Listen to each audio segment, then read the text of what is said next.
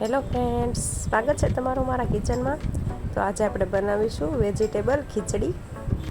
આ ખીચડી ખાવામાં ખૂબ સ્વાદિષ્ટ, હેલ્ધી અને ખૂબ ઝડપથી બની જાય છે. તો જો તમે આ રીતે મિક્સ વેજીટેબલ ખીચડી ક્યારેય ન બનાવી હોય તો એકવાર જરૂરથી ટ્રાય કરજો. ને એ પહેલાં જો તમે ચેનલમાં નવા હોય તો ચેનલને સબસ્ક્રાઈબ કરજો. તો ચાલો બનાવીએ વેજીટેબલ ખીચડી. તો ખીચડી બનાવવા માટે મેં અહીંયા લીલી ડુંગળી સાથે ગાજરના ટુકડા, કેપ્સિકમના ટુકડા, ઝીણું કટ કરેલું કોબીજ, એક ટામેટું, છીણેલું ગાજર, આદુ લસણ અને મરચાંની પેસ્ટ સાથે બટેકા અને રીંગણના આ રીતે મીડિયમ સાઇઝના ટુકડા કરીને લીધા છે. સાથે પોણી વાટકી જેટલા ચોખા અને પોણી વાટકી જેટલી મગની દાળ લીધી છે. તો હવે એક કુકર લઈ તેમાં 4 ચમચી તેલ ઉમેરીશું. તેલ હળવું ગરમ થાય એટલે આપણે અડધી ચમચી જેટલી રાઈ ઉમેરીશું. રાઈ ગરમ થઈ ફૂટવા લાગે એટલે આપણે તેમાં 1 ચમચી જેટલું જીરું ઉમેરીશું. સાથે જ અડધી ચમચી હિંગ, વઘાર માટે મીઠા લીમડાના પાન, 2 સૂકા લાલ મરચાં અને 1 તમાલપત્ર ઉમેર્યું છે મેં. અને જે લીલી ડુંગળી કટ કરીને રાખી છે તે ઉમેરી દઈશું. જો તમારી પાસે લીલી ડુંગળી ન અવેલેબલ હોય તો તેની જગ્યાએ તમે સૂકી ડુંગળી પણ ઉમેરી શકો છો. અને સારી રીતે વઘાર સાથે મિક્સ કરી લઈશું. હવે આ ડુંગળીને આપણે 1 મિનિટ જેવું થવા દેવાનું છે. લીલી ડુંગળી છે એટલે ઝડપથી ચડી જશે. 1 મિનિટ જેવું થાય એટલે રીંગણ અને બટેટાના આ રીતે જે આપણે ટુકડા કરીને રાખ્યા છે તે ઉમેરી દઈશું અને સારી રીતે મિક્સ કરી લઈશું. તમે આ ખીચડીમાં તમારી પસંદ પ્રમાણે બીજા શાકભાજી પણ ઉમેરી શકો છો. અને સાથે જે કેપ્સિકમ કટ કરીને રાખ્યું છે તે પણ ઉમેરી દઈશું. અને આ બધું ચમચાની મદદથી સારી રીતે મિક્સ કરી લઈશું. સાથે જ કટ કરેલું ગાજર અને છીણેલું ગાજર છે તે બંને પણ ઉમેરી દઈશું.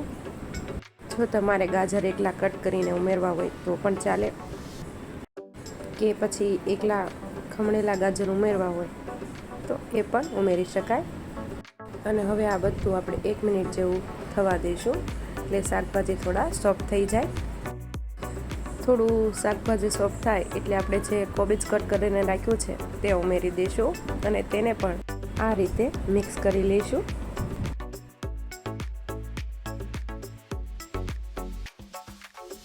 સાથે ટમેટા પણ ઉમેરી દઈશું. હવે આ બધા શાકભાજીને આ રીતે તેલમાં સાતળી આપણે થોડી વાર થવા દેવાના છે. શાકભાજી તેલમાં સારી રીતે સતળાશે તો ખીચડીનો સ્વાદ એકદમ સરસ આવશે.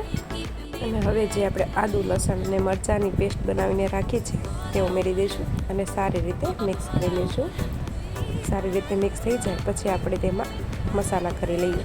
મસાલામાં હું અહીંયા અડધી ચમચી હળદર પાવડર, અડધી ચમચી જેટલું ધાણા જીરું પાવડર, સાથે 1 ચમચી જેટલું તીખું લાલ મરચું, અડધી ચમચી જેટલો ગરમ મસાલો ઉમેરી સારી રીતે મિક્સ કરી લેવાનું.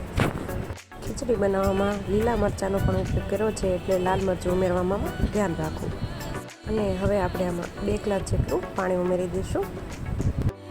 પાણી હું અહીંયા ચમચા પર પડે આ રીતે એ રીતે ઉમેરું છું, જેથી કરીને ચમચા સાથે ચોટેલો મસાલો બધો નીચે પડી જાય. મારા મમ્મી હંમેશા આ રીતે જ પાણી ઉમેરતા.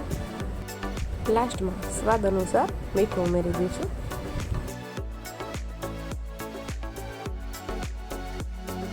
અને ખીચડીમાં એકદમ સરસ સુગંધ આવે એ માટે આપણે અત્યારે જ ઝીણી સમારેલી લીલી કોથમીર ઉમેરી દઈશું.